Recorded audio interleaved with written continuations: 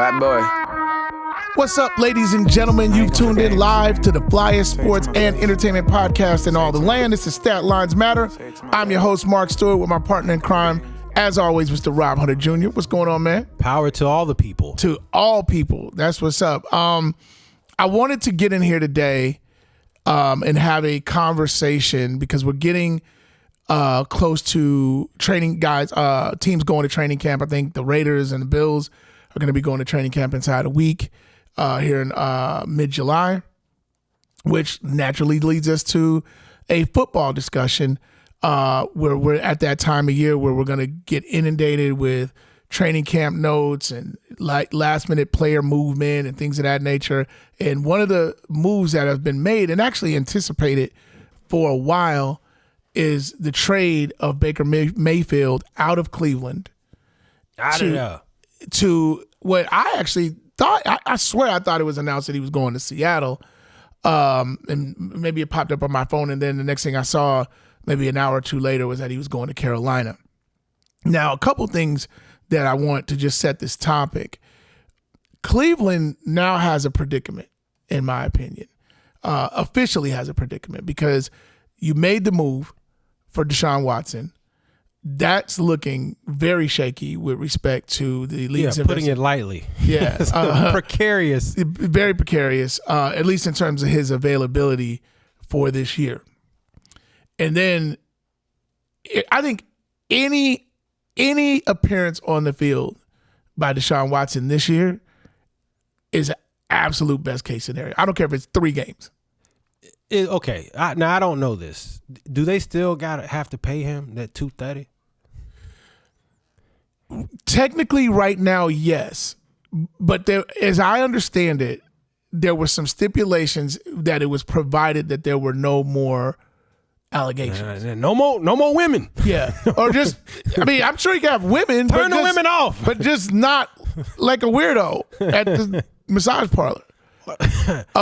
No more legal allegations. I don't think it's weird. And then there were 2 more. As long as they consent. And then there were 2 more cases that came after. So it's a question is if he gets suspended, are they going to have an out from that money? But without that, fully guaranteed. You know what he need to do? He need to set up something. He need to get with somebody who got some weight, some pull. It's kind of like how the Godfather, like somebody like that. Get in touch with all these ladies. Y'all come on in here.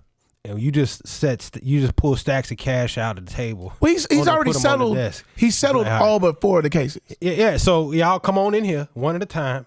But let me ask you the question. Let me ask you the question on a serious note. Give them gold bars. What was the advantage of all this time, like going and getting deposed and then ultimately settling? Just settle it, like a long and kill time, it, like back then. Yeah. Just. Well, I guess it's one of those things where, if you have resources and you feel like you can fight it, that maybe you do. Maybe you try. But he knew what he did. They always know. I mean, Robert Kraft knew what he did down there at the Orchid Age Spa. But he fought it. That's why he fought it. But he beat his case. He need to hire. So Deshaun need to hire who he had.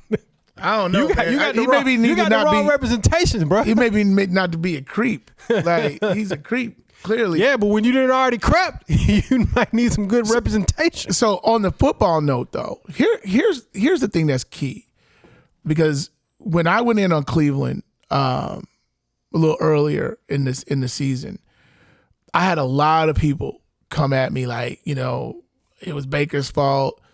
Baker held us back. We finally got us a quarterback. And my argument to them at that time was like, at some point, Cleveland's going to do Cleveland. Like, they're going to screw something up. Like, and in this particular case, yeah, they made the move, they got Deshaun, and they guaranteed him a ton of money. It doesn't look like he's going to play this year. So I was asking you, are you going to have to pay him the whole $230? So I guess the winner in all of this, if there are no winners between Baker, who has to go down and unseat Sam Darnold, which may not be too hard. And so Darnold's not a winner. Baker technically is not a winner yet.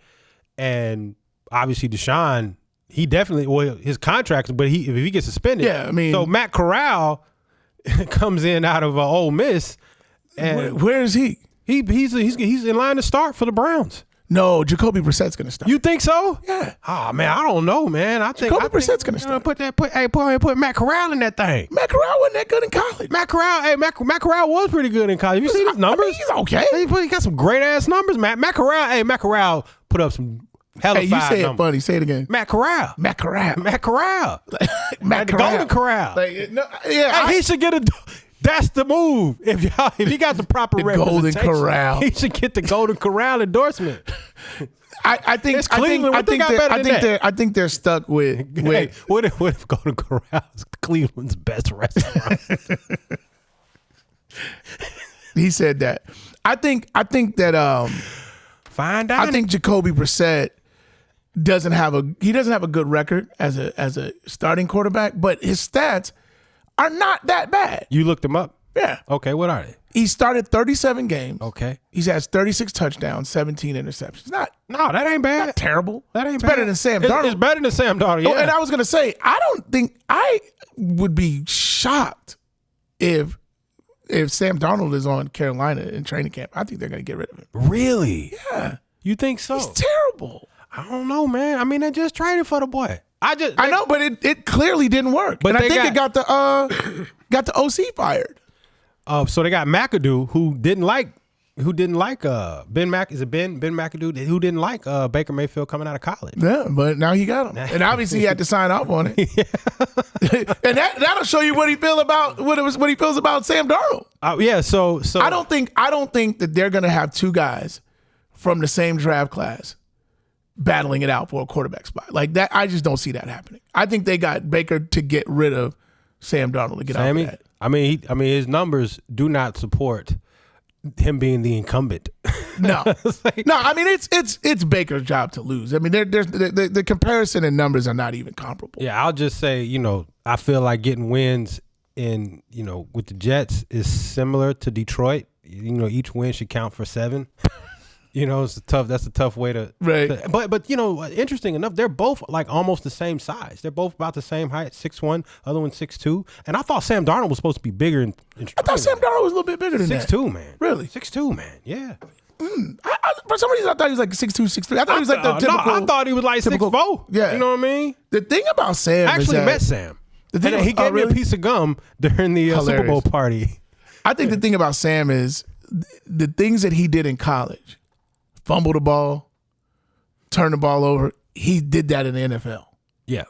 With a low completion, sub 60% completion percentage. And it's interesting because him and Baker are coming off of injuries, injury seasons. Yeah. And so the question is Baker going to be able to, first of all, because from what I understand, McAdoo is really rough on his quarterbacks, throws a lot of information at them during the offseason. So will their personalities be able to gel? And is Baker fully recovered from the labrum issue? Right. Do you think that Cleveland? Because I thought for a minute that Cleveland could have made this move earlier. They knew he wasn't going to be there. Do you think there was any sort of? I'm not saying stick it to him, but I don't think they were pressed to get anything done.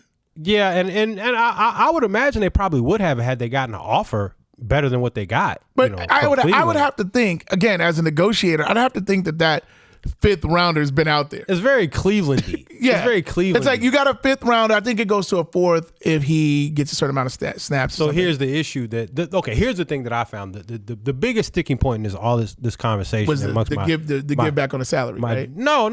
Well, because he gave $3.5 million back. In terms of just it being able to be a success. Oh, okay. I see. Go ahead. Baker Mayfield is going from one of the best, particularly O-lines in the game. Pro Football Focus had them ranked 8th. Mm-hmm. Obviously, they were able to run the ball. Mm-hmm.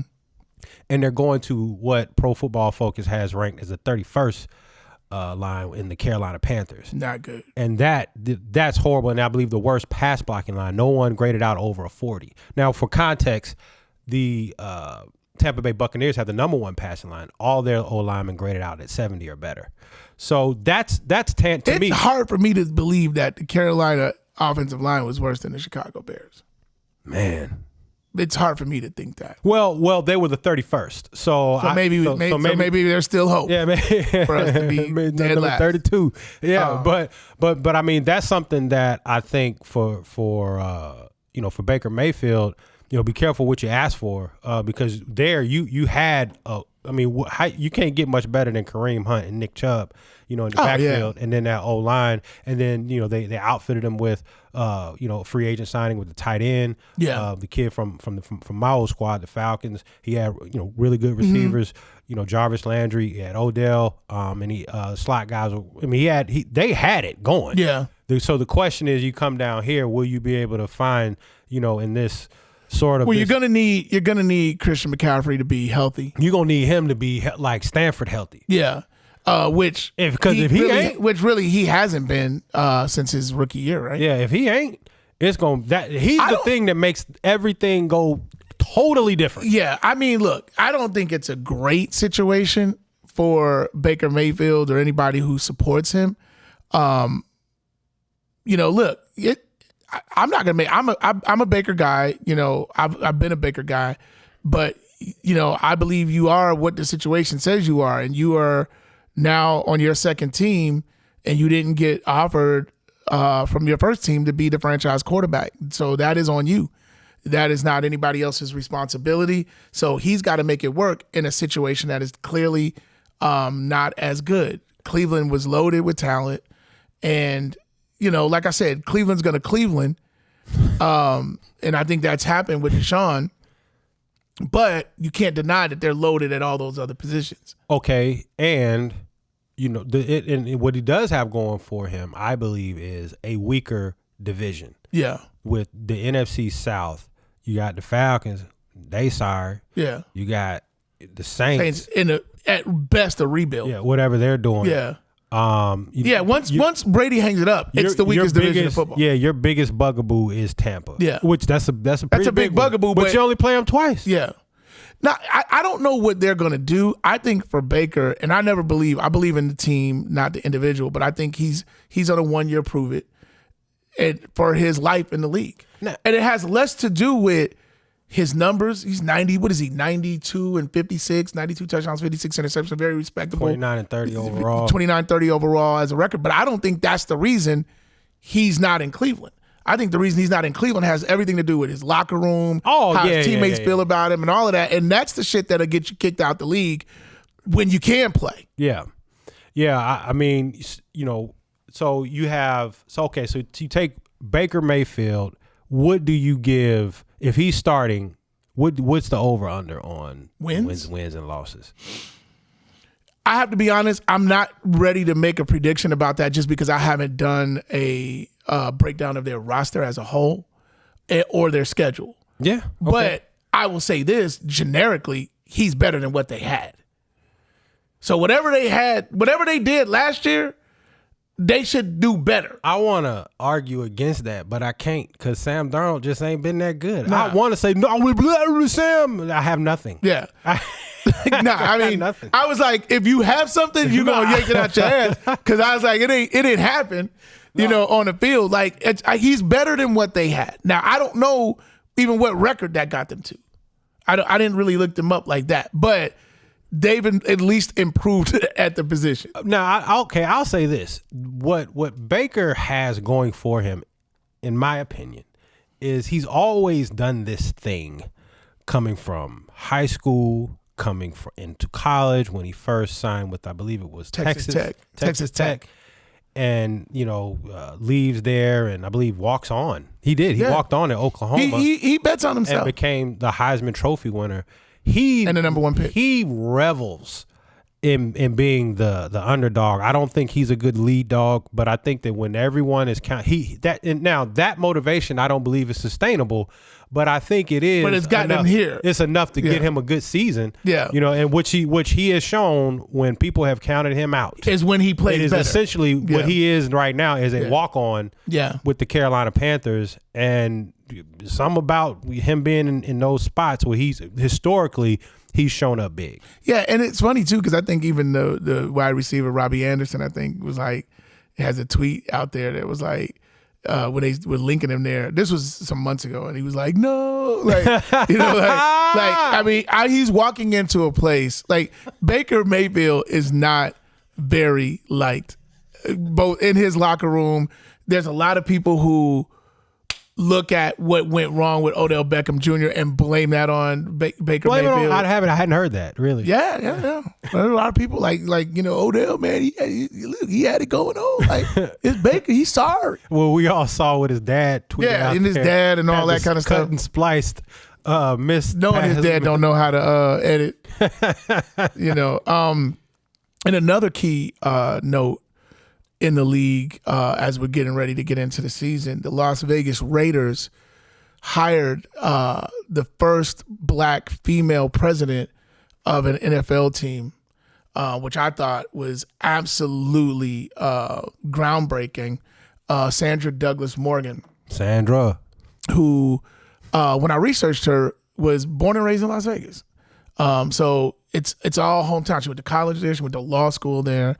And her background, if you don't know, she was, amongst other things, she was the gaming. She was the head of the Las Vegas Gaming Commission. So she decided who got to open casinos and, people following the right protocol. And she was a city attorney, the first black city attorney there. So she's very well rooted in that community. And now she's running that team's football franchise, which I think is a very, very big deal across the league. The messaging of it is great. Sure. And so when I saw it, I said, all right, look, this is terrific, because Barack ain't even do this. He ain't even become the first woman president of an NFL team. And I understand that there was some genetics involved in him being able to do that. But I was like, man, so Sandra, I just want to say to you, myself, this is Rob Hunter, Atlanta, holding it down. I got what you should do. Is your first order of business, you need to move that team to Atlanta. You should bring them here, because we don't really have a team like that. Like we got one, but it ain't really like that. So, and I think if you move them here, then hire Prime, and I understand that Prime is got another job right now, but he coached them on Saturday and come coach us on Sunday. That will get you in the good graces of the city already. Last thing, one last thing. You a president now. I'm just trying to tell you how to really pipe up. Bring back Cap. You bring Cap to the Atlanta Raiders. Hire Prime. Prime, you ain't got to leave. You doing great things down there in Jackson State. You do not have to leave. You just give us the game plan. They'll run it. You come in on Sunday, because you prime time. He could do both, right? He prime. He could do both. That's your name, prime time. So give him a full NFL salary. Come coach these Falcons. You built this down here, and then bring Cap back. And that Sandra, holla at your boy. I mean, I don't know how to respond. I don't know if that team would be good. Hey, no, but it'll be lit, and that's what the city's all about. The city's all about the entry and engage. The entry, fair enough. That we're about and we can come up with some more explosions after. If that don't work, right? We got some other moves that we add, but we leading with. You can bring Vic back. Yeah. You would totally win over the entire city.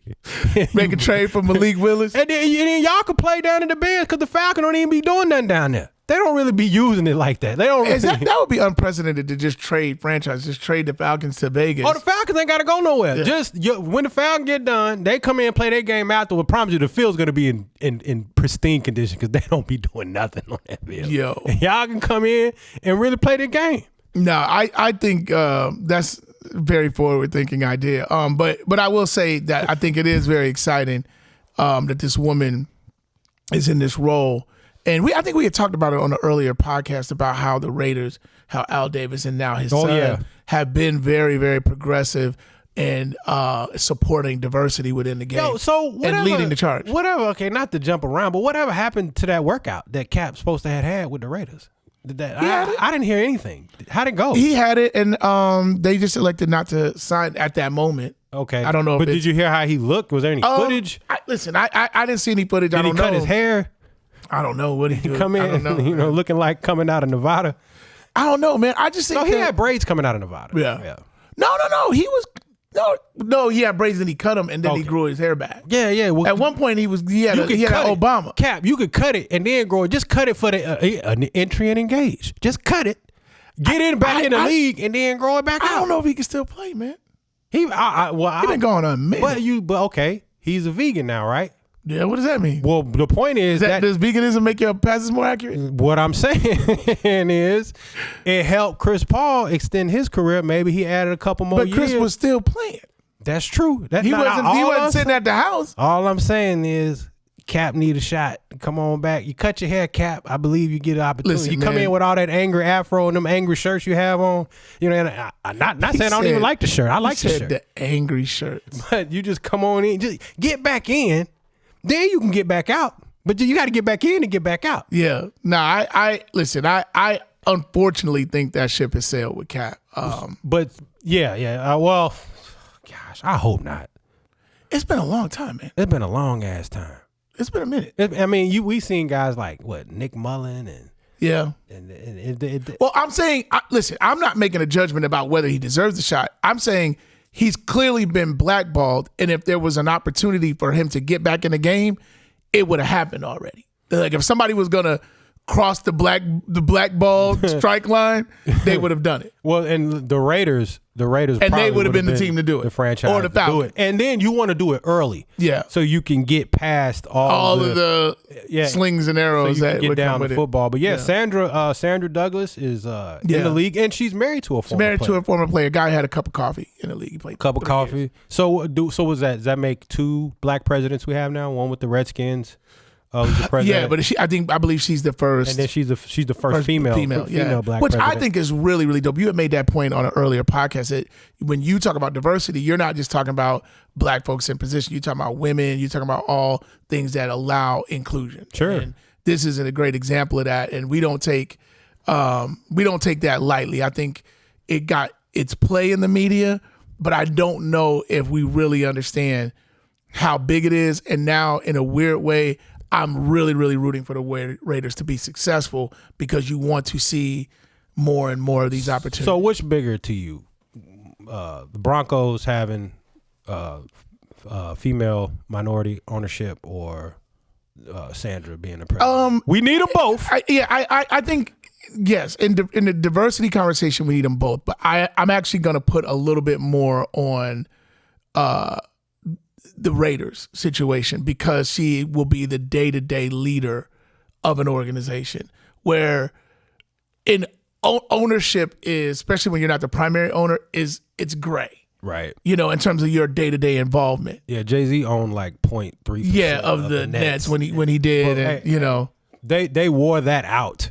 Well, but you know what though? Like it was good. You would have thought he owned it 100%. But it was good for everybody though because it gave the Nets identity moving to Brooklyn that they never had when they were New Jersey. And so all of a sudden it's like, okay, we Brooklyn down. And it was to everyone's benefit to say he was an owner, both for the owner and for him. And he parlayed it and then got into sports management and, you know, divested his percentage or whatever. But, you know, Jay is a very savvy businessman. But to your point, though, yes, because I thought initially you were going to say the ownership piece because it's so big on entrepreneurship. But given the context of having someone run the day-to-day operations, and obviously be in position to hire more minorities, is in positions of leadership, and I think. Even just creating an openness to where it's like a level playing field, which is all when we get into this subject, is all we're ever asking about. It's like everybody got a legitimate opportunity. Like not that, because I think we got to get past the point where we just assume there should be white males in these positions. I think you don't have to have had to play basketball or football in order to run an organization. You walk in and see a bunch of black people. Hey, wait a minute. Who's running this place? Yeah, exactly. Where's actually me. I want to know where's the real boss? Right. And I think we gotta break those barriers down. And it's not at the end of the day, it's not a slight against white people or white males. It's really about making sure that the space has everyone who's qualified to have an opportunity to get those jobs. And I think when It's a diverse community at the top. It's natural. People who work and support diversity do it subconsciously. They don't have to go in. It's not quotas. It's not mandates. They just go, everybody's in play. Best candidate wins. It's not, I'm hiring my, the guy who looks like me or my homeboy or my homeboy's kid. Yeah. You know what I mean? It's like, nah, we're taking the best that we can get. Yeah. You know what I mean? And I think I fully expect her to do that. And we're really, really excited for her. And now, the Raiders got Devontae Adams. You had that. They all of a sudden, they got a little swag out there. And they went to the playoffs last year. Yes, they did. So, David Carr drugged them fools to the playoffs. And imagine that. You went to the playoffs and you got rid of John Gruden. Yeah. The 10-year contract. Yeah, and they got out of that, too. Like, because that was with cause. Yes. Oh, yeah. Plenty of cause. They got out of that. That was the worst deal ever. No, it never sounded good. It never, because you were like, I just remember when he was like, we're going to get a tight end and a fullback. And I was like, yeah, grand closing. Yeah, like, okay, you going to do that for 10 years? You're going to get behind the fullback and run the ball for 10 years? But listen, this is a good place for us to break. Lots of stuff, like I said at the beginning of the show, lots of stuff coming up. Super excited about training camps right around the corner. So we're going to be doing some cool stuff over the summer. We don't do a lot of like individual team previews, but I do want to get into a couple of key teams that have personnel changes, like Denver Broncos, with Russ and, where there's big movements. Let's get into breaking some of those down in some of the subsequent weeks. It sounds fun. You know what I'm saying? Yeah, and I know I like Sierra anyway. Yeah, of course. What's not to like about Sierra, man? ATL to me to just completely go left. ATL's actually, I moved right. Yeah, go left. I was just looking at on my computer. It was Russ throwing, warming up and throwing out. I'm a big fan of Russ and Sierra, and so I'm excited for them in Denver and the fact I'm a fan of their vacations. Yeah, they get down. Man, oh my gosh, man! Hey, take your boy. Yeah, they rich. I just take me. You ain't even gotta take nobody else. My wife. You just be out there. Yeah, I'm with them in the picture, like just sitting there. Well, listen, we toasting the three of us. He's like, hey, ain't this fun, y'all? Well, listen, like always, we ask you to like, subscribe, and get the notifications on our YouTube channel. Please check in. We're doing our thing as always, and I want you to know about when we're doing things. So definitely get the notifications. Also, follow us across all of our social media platforms at statlinesmatter on Instagram, Twitter, TikTok, and Facebook. And of course, any place that you listen to your podcast, you can get our podcast at statlinesmatter, preferably on Apple Podcasts or Spotify. Did I get it all in? Yeah, in YouTube.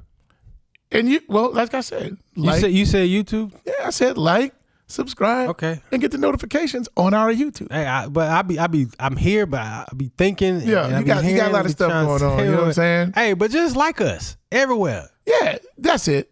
Just like us. Like us. I got low self-esteem. So I need to be like. You cannot have low self-esteem if your hair looks like that. That is. This actually comes off. Hilarious.